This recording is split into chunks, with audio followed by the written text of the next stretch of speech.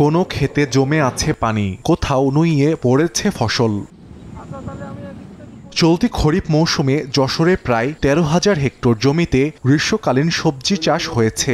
বিশেষ করে সদর, বাঘারপাড়া ও চৌগাছা উপজেলায় পটল, বেগুন, করলা, চিচিঙ্গা, লালশাক, মরিচ সহ বিভিন্ন সবজি আবাদ করেছেন কৃষক। তবে গত ১.৫ মাসের বৃষ্টিতে ক্ষেতে পানি জমে নষ্ট হয়ে যাচ্ছে গাছ।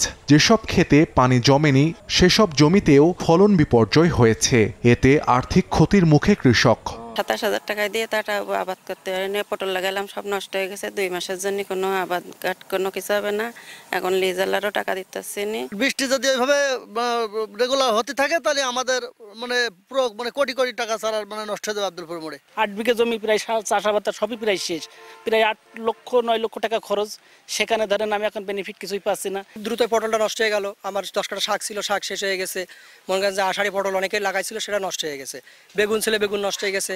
মনে করেন যে ভাইরাসের কারণে বেগুন নষ্ট হয়ে যাচ্ছে, বৃষ্টির কারণে সমস্যা। কপিতে এখন সময় চারা ফেলবো, ভুই তো মনে করেন যে আমাদের চষতে পারছি না, ভুই জো হচ্ছে না।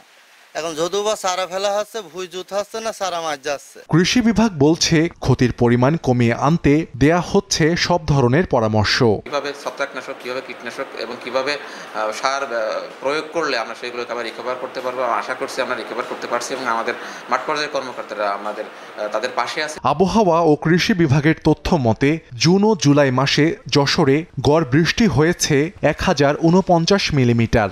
এতে জেলার ১৫০ হেক্টর জমির সম্পূর্ণ এবং ৬৮১ হেক্টর জমির ৫০% শাকসবজি ক্ষতিগ্রস্ত হয়েছে।